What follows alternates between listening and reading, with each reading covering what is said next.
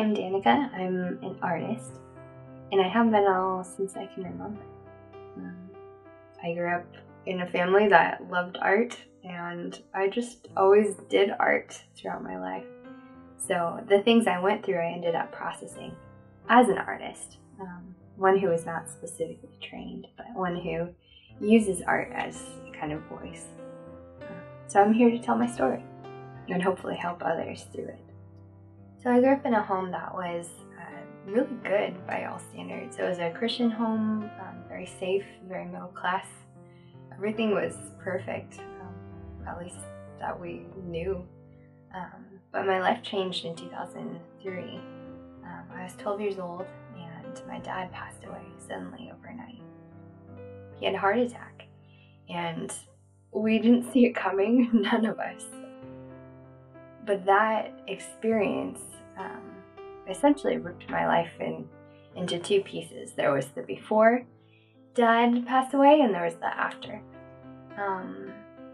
And so that began a journey of discovering who am I, what is the nature of life and death at a very early age, and trying to make sense of what is my life now without my dad. And so I turned to art to start to process that. I did my thesis as a senior in college on grief art and how, looking back in a retrospect of how I was able or not able to process my grief over the years. And so I have kind of a retrospect perspective of my work that I want to share with you. When I was 12, all I knew about art was basically copying. That was how I started learning. I would look at a drawing and I would copy what it looked like verbatim. And that was how I learned how to draw, just by studying things I liked and then drawing them back. And so when I was 12, I ended up drawing a whole bunch of family photos of my dad. Places we went, different poses of him. It was kind of like I was obsessed with recording him and his memories. And that was how I started. So as I got a little bit older, I was processing grief, but I didn't have coping mechanisms to process grief, if that makes sense. As a kid, no one really goes through that. I was the only one of my peers. I went through some counseling, but wasn't terribly excited about it, so I don't think I took most advantage of it. And so I ended up becoming kind of alone in my grief. I was the oldest kid, and so I saw my role as taking care of my younger siblings and making sure my mom was okay, whether or not she asked me to do that or not. That was just what I saw my role as. And so grief was stuffed down into my heart. I grew up in the church, and in Christian culture, unfortunately, we don't have a lot of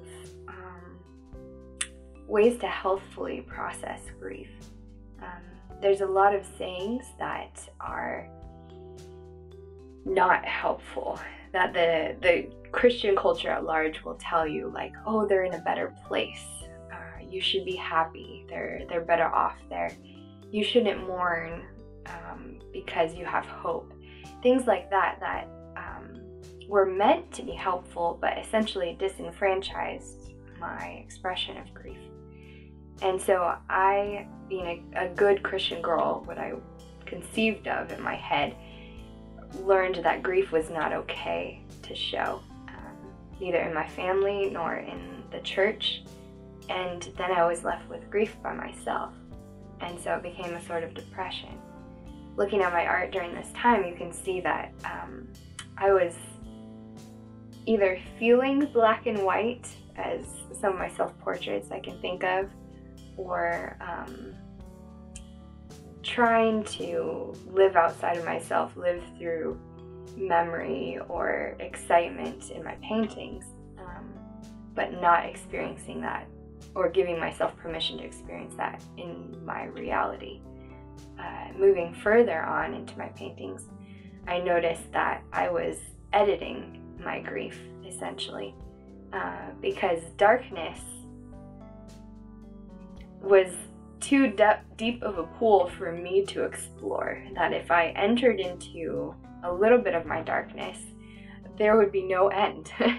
And so I combated that by trying to find the light in everything. You can see that in many of my paintings.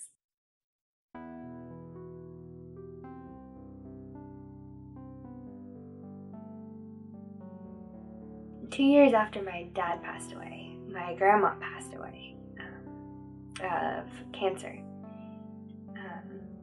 It was very shortly after my dad died that grandma started to get sick. And we were very scared that it was going to be cancer. We were right. And so watching my grandma die was a different type of grief that I experienced as a young teenager now. Because it felt like we were almost mourning her while she was still with us. We watched her body slowly disintegrate, and gosh, it was so sad.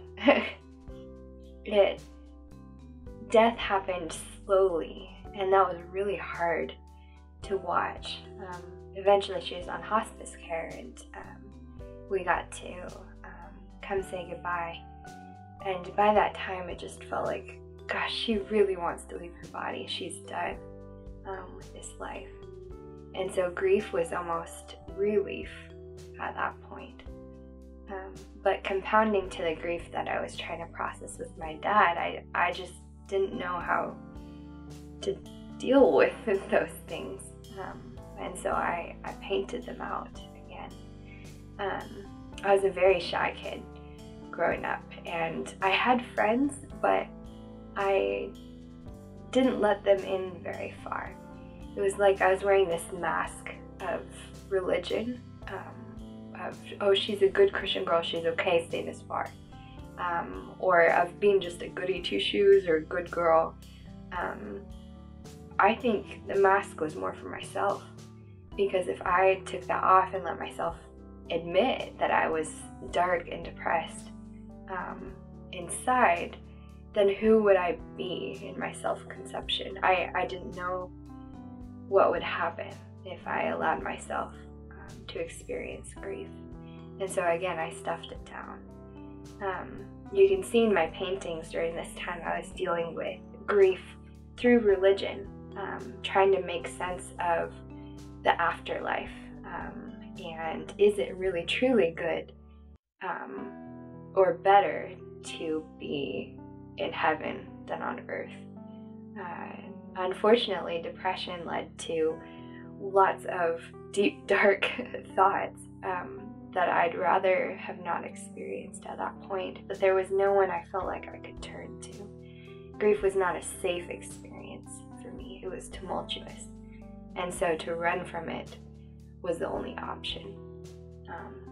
This led me to, as a young college student, a breaking point. I came to college and got involved in a campus ministry, and I knew that I needed to let people in to my experience.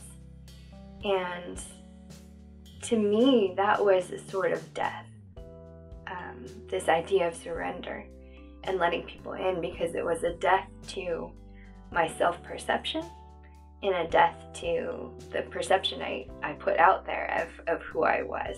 So my other people's perception of who I was. That felt like death, and that was so scary to choose. But the other direction was to keep it inside, and I already, maybe like my grandma, was slowly dying. And so both ways were death.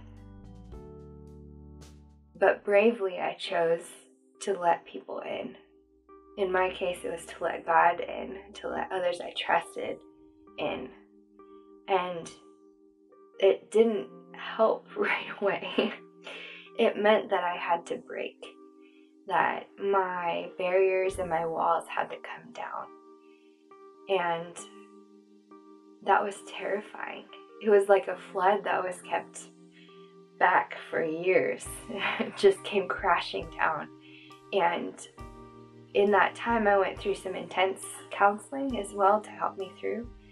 And I remember after my sessions, all I would do is just sit and there would be no tangible thought in my mind. There would be just tears, but no emotion. It was bizarre. But it took a while. But I would, during this time, use my art studio. There was a little corner of our garage that was an art studio. I would use that as my sacred safe space.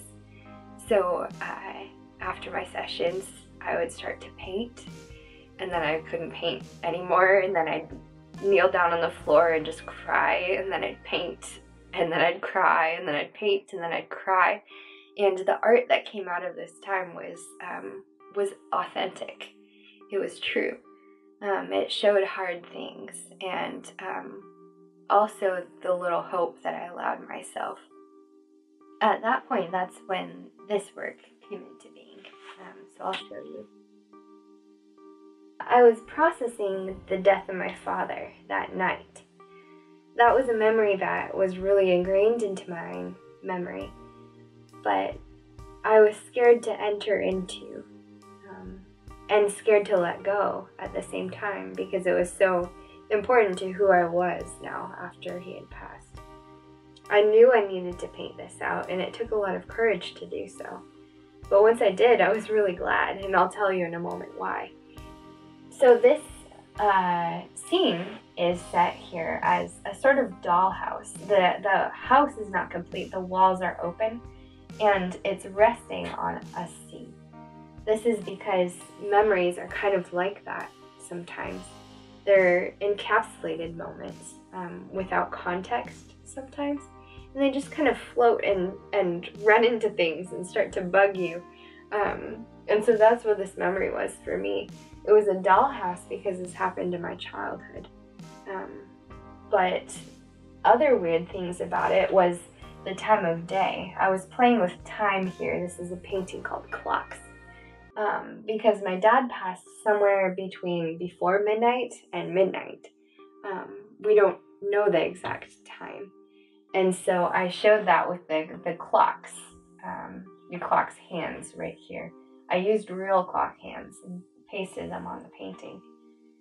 Clocks also come into the clocks on the wall that have no sense of time because the hands are missing.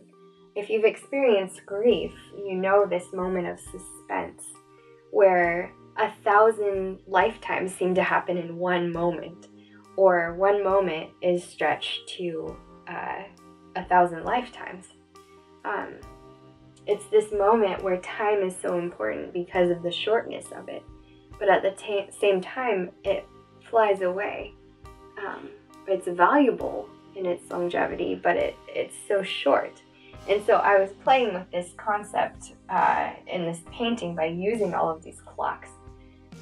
I put myself as the central figure on the couch, but I scaled myself up in comparison. I was 12 in the original memory, so I would have been maybe about here. But I scaled myself up abnormally to show that I was older now, looking back on this memory by laying on the couch, just like my young self did. As I painted this, it was very scary to me because it was 8 years past this exact moment, but I was feeling things as if I was right there again. I felt fear, I felt numbness, I felt confusion, all of the emotions of that night as I painted, but I continued on to get it out. Something funny happened though when I finished. I stepped back and I looked at it and I started crying for an entirely different reason. I realized I was no longer that girl on the couch anymore. Going through that emotionally, processing it out and painting it out, somehow I removed myself. I was able to leave the couch with my memory and let it be externalized on the painting. So that's something that communicates to me the power of art. That when you get it out of you, it no longer dwells inside of you, no longer hurts you, but is externalized for you to see, to reflect on, to critique, to remember, and also to put aside. And that's okay to put those things aside. Those dark things are not a part of you. Well, they are, but they are not the only thing that defines you. And so that's what I hope to teach during this course. The importance of externalizing the good and the bad, the beautiful and the ugly, and getting it out of you so that you can truly live who you are and who you're meant to be.